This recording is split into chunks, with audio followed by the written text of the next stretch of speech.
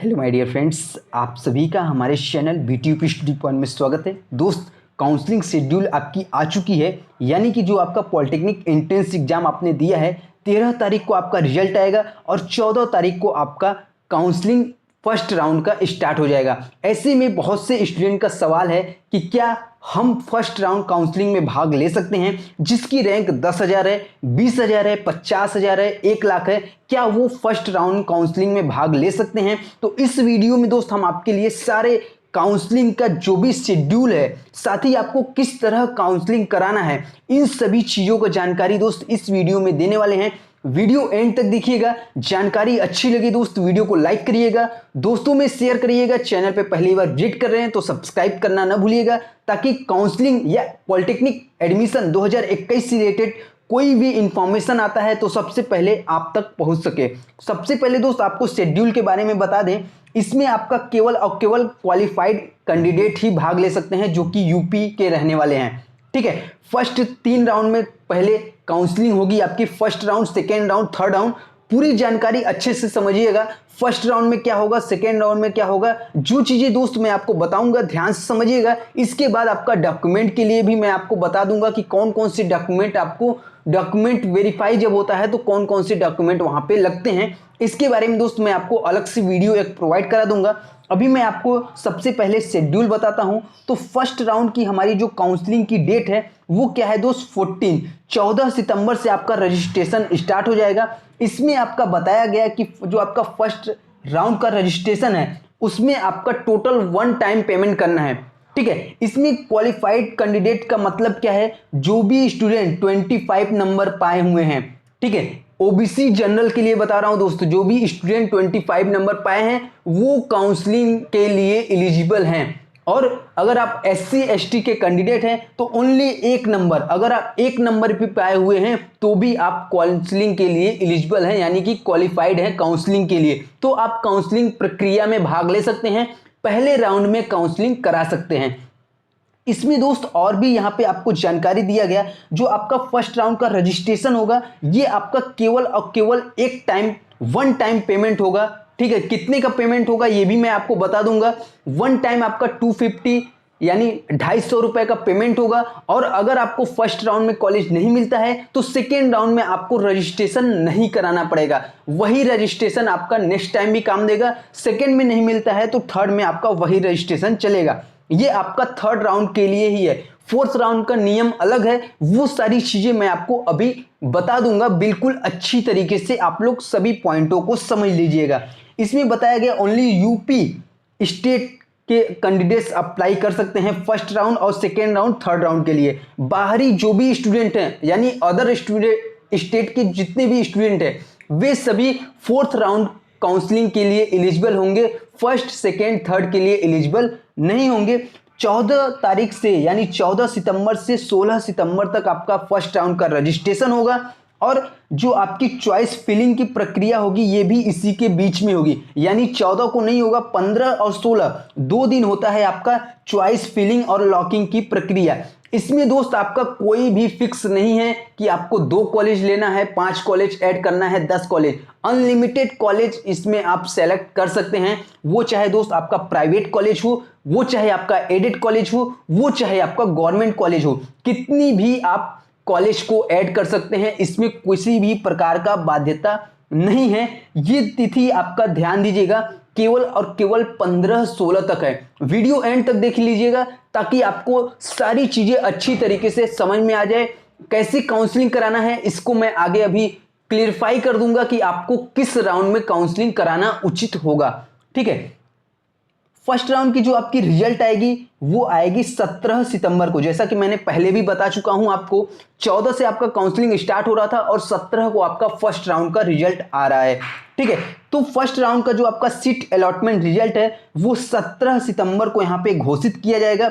Result आने के बाद का प्रोसेस क्या क्या होता है ये चीजें भी आप लोग समझ लीजिए। सबसे पहले आता है आपका फ्रीज और फ्लोट का ऑप्शन।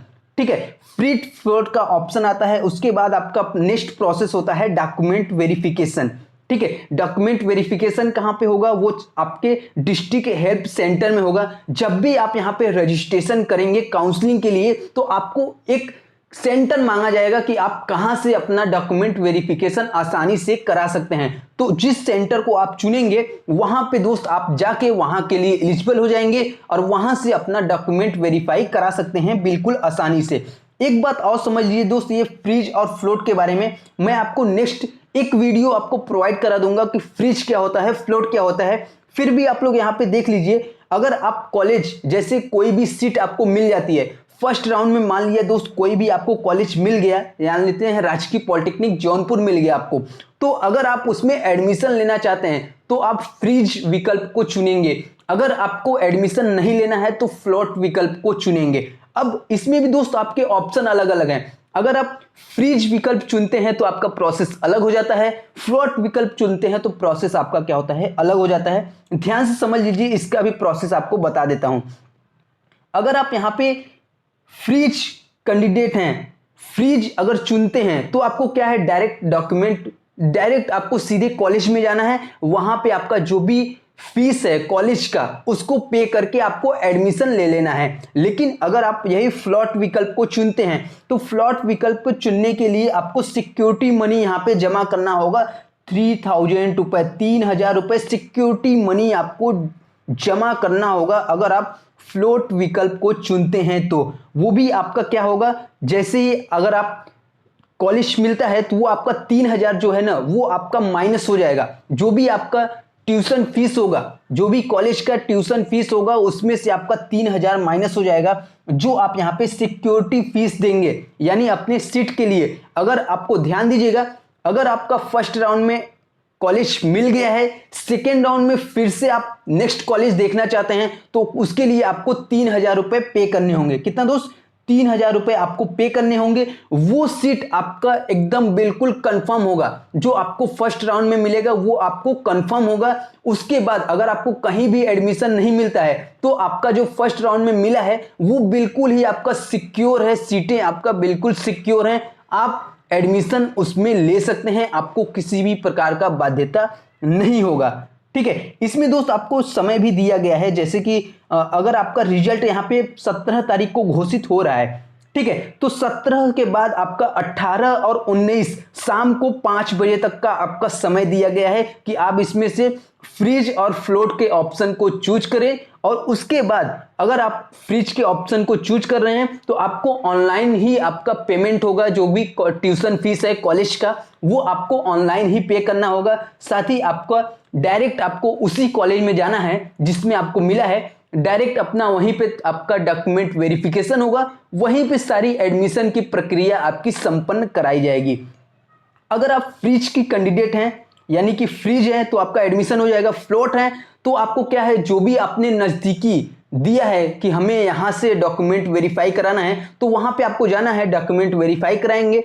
आपका जो फ्रीज और फ्लोट का प्रोसेस है ये आपका पूरी तरह से ऑनलाइन है, घर बैठे ही आपका फ्रीज और फ्लोट के ऑप्शन को सेलेक्ट कर सकते हैं, लेकिन डॉक्यूमेंट वेरिफिकेशन के लिए आपको कॉलेज में जाना पड़ेगा। ठीक है, इसके लिए दोस्त आपका समय केवल और केवल 2 दिन का है, यानी 18 और 19 को। इसके बाद सीधा आता है आपका सेकेंड राउंड का।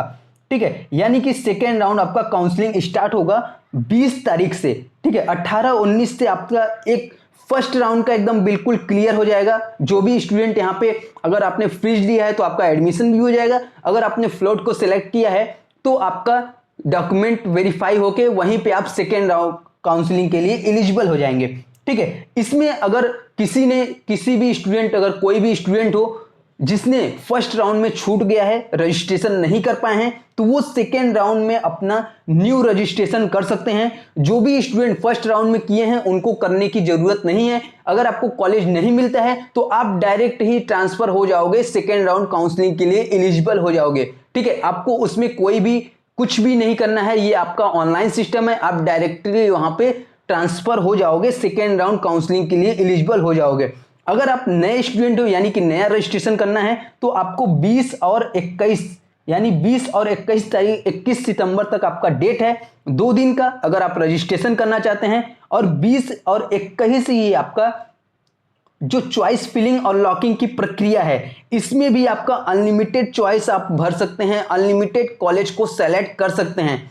ठीक है, टोटल आपका 786 ठीक है, 786 या 789 यहाँ पे आपके प्राइवेट संस्थान हैं, ठीक है, डिप्लोमा इन फार्मेसी के। तो आप कितनी भी संस्थानों को ऐड कर सकते हैं अपने काउंसलिंग के, जो भी आप अपने लॉगिन के माध्यम से कॉलेज सेलेक्ट करेंगे, तो उसमें किसी भी प्रकार का बाध्यता नहीं होगा।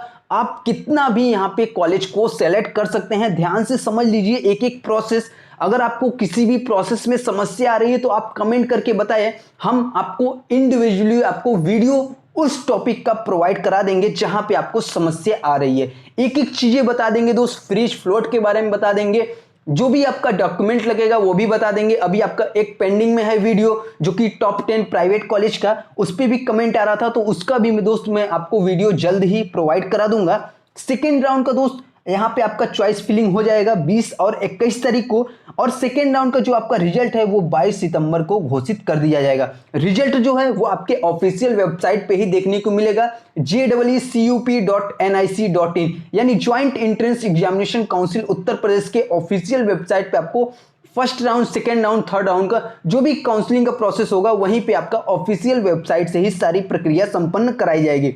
फिर सेकेंड राउंड में भी आपका सेम प्रोसेस है। अगर आपका फ्रिज फ्लोट को ऑप्शन को चुनना है, सेकेंड राउंड में कॉलेज मिला है तो आप फ्रिज के ऑप्शन चुने या फ्लोट का ऑप्शन को चुने। अगर आप फ्रिज के ऑप्शन को चुनेंगे तो डायरेक्ट आप कॉलेज का फीस पेड करेंगे, उसके बाद डायरेक्ट आपको एडमिशन लेना होगा जिस भी कॉलेज में आपने फ्रिज कराया है। अगर आप फ्लोट कॉलेज के यहाँ पे फ्लोट के ऑप्शन को चुनते हैं तो आप नेक्स्ट यानी थर्ड राउंड के लिए एलिजिबल हो जाएंगे। साथ ही आपको, अगर आपने फर्स्ट राउंड में वेरिफिकेशन करा लिया है डॉक्यूमेंट का, तो आपको डॉक्यूमेंट वेरिफिकेशन बार बार नहीं कराने हैं, ओनली एक बार आपको डॉक्यूमेंट वेरिफिकेशन कराने हैं। एक बार आपको फीस पेमेंट, जो भी हमारा काउंसलिंग का फीस है, उसको एक बार आपको पे करने होते हैं। फिर दोस्त आपका आता है थर्ड राउंड यहाँ पे रजिस्ट्रेशन के लिए, ठीक है। अगर आपको सेकेंड राउंड में भी कॉलेज नहीं मिलता है तो आप ऑलरेडी यहाँ पे थर्ड राउंड के लिए एलिजिबल हो जाएंगे। अगर नए कैंडिडेट हैं तो वो आपके 25 और 26 सितंबर को यहाँ पे अपना न्यू रजिस्ट्रेशन कर सकते हैं। सेम प्रोसेस है आपका, 25 और 26 को ही अपना कॉलेज यहाँ पे फिल कर सकते हैं, लॉक कर सकते हैं।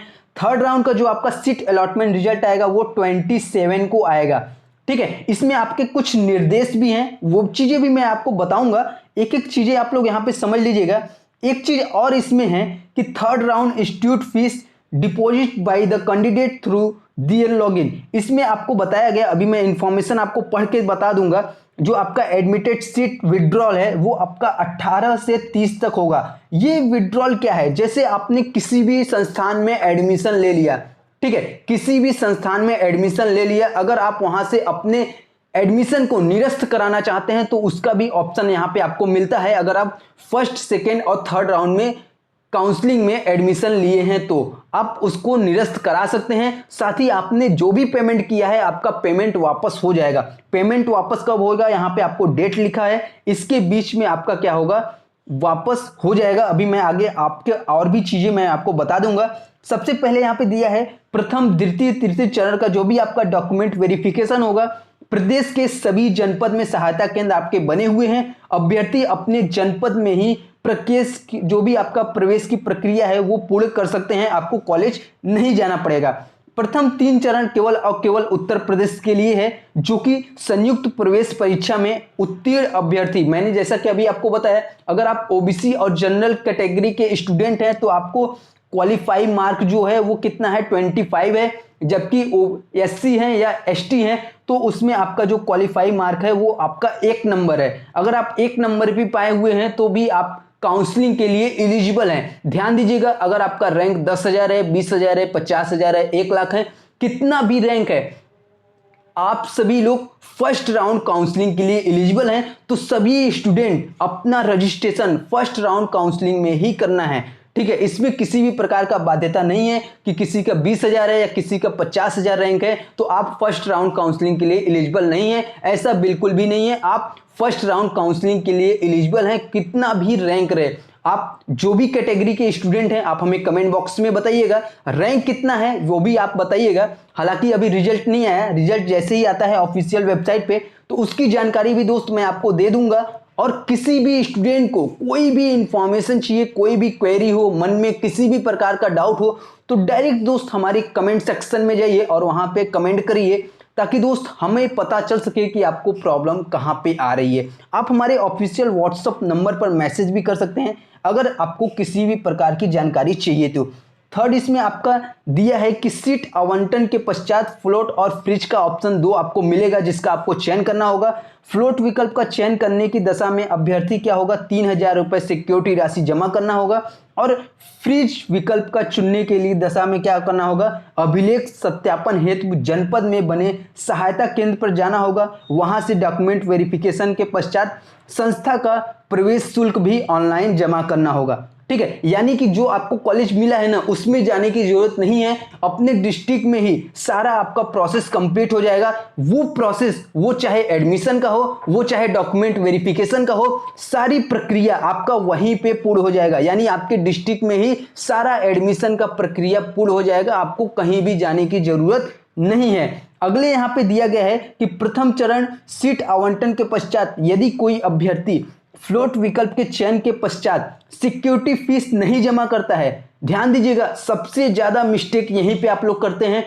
क्या हुआ दोस्त कि आपको फर्स्ट राउंड में कॉलेज तो मिल गया, लेकिन आपने क्या किया, सिक्योरिटी मनी यानी 3,000 रुपए आपने जमा नहीं किया। यानी आपको फ्लोट का विकल्प चुनना था, आपने चुन लिया, लेकिन वहां पे आपने 3,000 रुपए सिक्योरिटी फीस जमा नहीं किया। तो ऐसे स्टूडेंट जो भी आपका डेट है, अगर डेट के अंदर जमा नहीं करते हैं तो आपको क्या होगा, आप सेकेंड राउंड और थर्ड राउंड से बाहर हो जाएंगे। यानी आप सेकेंड राउंड थर्ड राउंड में भाग नहीं ले पाएंगे अगर आपको फर्स्ट राउंड कॉलेज मिल गया है और आपने 3,000 रुपए का पेमेंट नहीं किया है। 3,000 पेमेंट वही करेगा जो स्टूडेंट फ्लोट के विकल्प को चुनेगा। सभी ग्रुप के स्टूडेंट यहां पे ध्यान से समझ लीजिए, एक ही वीडियो में आपको वीडियो लंबा होगा, लेकिन सारी आपके काउंसलिंग की प्रक्रिया आपको बहुत ही अच्छी तरीके से समझ में आ जाएगी अगर आप वीडियो को एंड तक देख लेंगे तो। इसमें दिया है कि डॉक्यूमेंट वेरिफिकेशन के पश्चात राजकीय और अनुदानित जो आपके पॉलिटेक्निक संस्थान हैं, अभ्यर्थी अपने लॉगिन से संपूर्ण शुल्क जमा करेंगे। निजी पॉलिटेक्निक संस्थाओं में प्रवेशित अभ्यर्थी केवल और केवल 3,000 रुपये अपने लॉगिन माध्यम से जमा करके प्रत्येक चरण के निर्धारित तिथि और समय तक जमा करेंगे। शेष शुल्क अभ्यर्थी संस्था में उपस्थित होकर जमा कर सकेंगे। ठीक है, इसमें और भी बताया गया कि यदि संयुक्त प्रवेश परीक्षा 2021 में उत्तीर्ण अभ्यर्थी प्रथम चरण में रजिस्ट्रेशन नहीं कराता है तो वह द्वितीय चरण में रजिस्ट्रेशन कराकर काउंसलिंग में भाग ले सकता है, जैसा कि मैंने आपको पहले भी इसको बता चुके हैं।